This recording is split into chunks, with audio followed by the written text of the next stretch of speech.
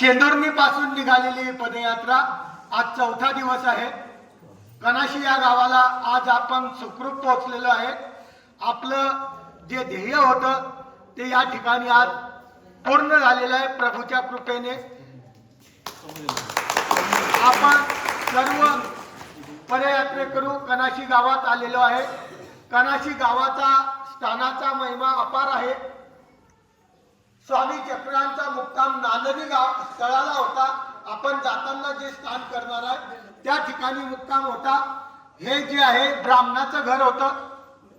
ब्राह्मणाला समजलं की कोणीतरी एक वेदवंत सुंदर मूर्ती असलेले एक पुरुष शेतात आलेले आहे नांदणीच्या मळ्यामध्ये।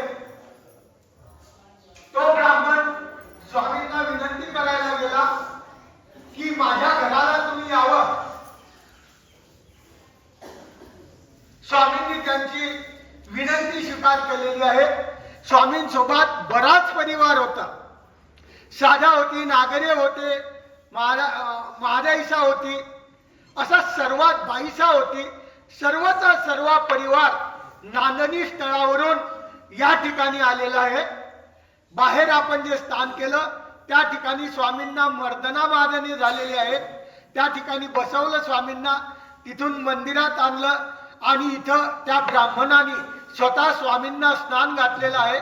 साधा जवळ होती। साधेला स्वामी म्हणतात, बाई तुम्हाला मर्दना देऊ जाणे।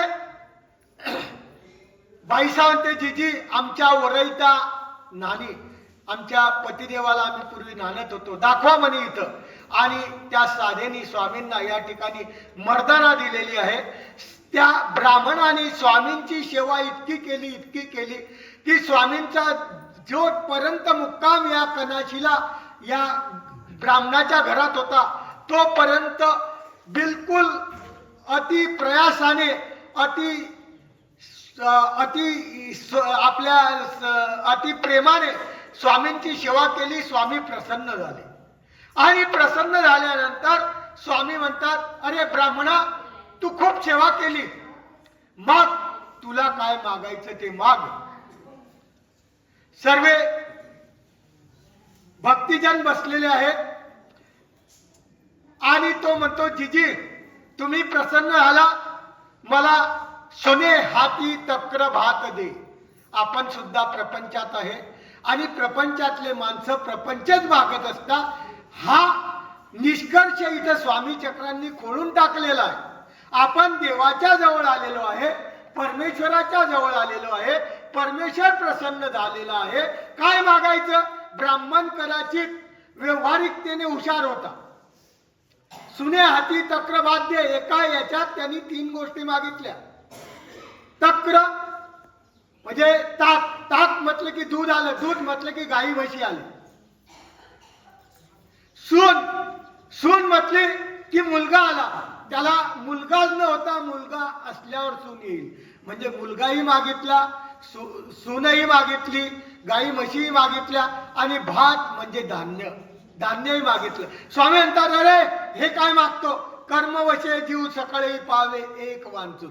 कर्माने सर्व मिळतं हो, फक्त देवाचं प्रेम भेटत नाही। आणि काय माग, हे नको मागू, हे तर एरवीच भेटून जाईल तुला। आपण सुद्धा मंदिरात आलेलो आहे। स्वामींच्या कन्हैयालाल बाबा म्हणतात त्याला, स्वामी चक्रांच्या मंदिरात आलेलो आहे। मागायचं काय ते बाईसांनी सांगितलेल्या दृष्टांतानुसार आपण मागायचं आहे। आणि तो म्हणतो, जीजी मला हेच पाहिजे। बाई सांगते, बाबा या ब्राह्मणाला तुम्ही प्रसन्न झाले आणि काय मागतात हे समजत नाही। स्वामी म्हणतात, बाई याला झाला वेळुवाची पर। एक दृष्टांत दिलेला आहे कुष्टियाचा। कुष्टी म्हणजे तो कोष्टी, कोष्टी म्हणजे कपडे विणणारा। कपडे विणणाराचा स्वामींनी एक गोष्ट सांगितली। स्वामी म्हणतात, एक कपडे विणणारा होता। कपडे विणता विणता त्याचा दांडा तुटून गेला। दांडा तुटून गेला, काय करावं? पोटाचा उद्योग त्याच्यावरच चालतो, म्हणून तो दांडा आणायसाठी शेजारच्या मोठ्या गावाला गेला। संपूर्ण गाव फिरला पण दांडा भेटला नाही। मग काय करावं, काय करावं, काय करावं?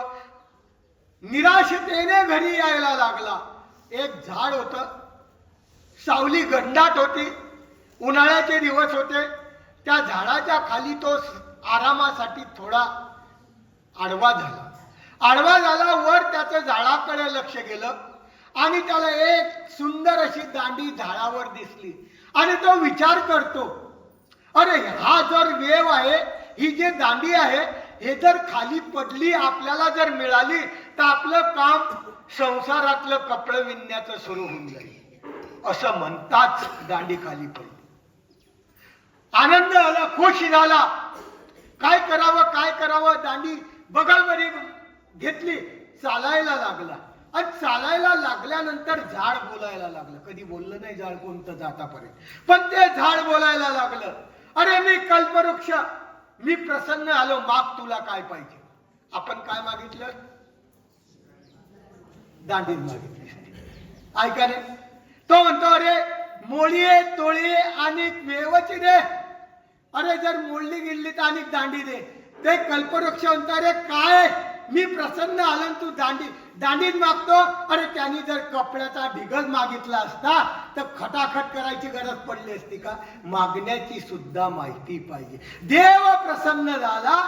त्या ब्राह्मणाला स्वामी म्हणतात, अरे माग आणि काही. शेवटी बाहेर एक खडकावर स्थान आहे, ते आता सध्या बांधकाम चालू आहे त्याचं. त्या स्थानावर परत स्वामी म्हणतात, प्रसन्न आला, माग काय पाहिजे.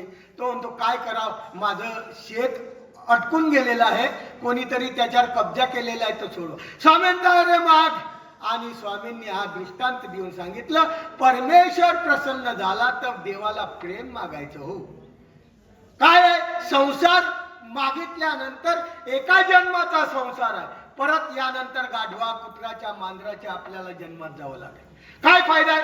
हा संसार अनंत सृष्टी करत आलेलो आहे आणि हा संसार आपल्याला चुकण्यासाठी आपण या पदयात्रेचं ध्येय धरून आपण शेंदुर्णी पासून 4 दिवस संसाराचा त्याग करून या ठिकाणी पोहोचलेलो आहे. सर्वांनी या स्थानाला, जरी ब्राह्मणाने सुने हात तक्र भात मागितला, पण आपण परमेश्वर प्रसन्न झाल्यानंतर देवाला मागायचं, देवा तुझ्या चरणाजवळ जागा दे, तुझ्या प्रेम दे, की ज्या ठिकाणी यद गत्वान निवर्तन्ते तद्धामम परमम.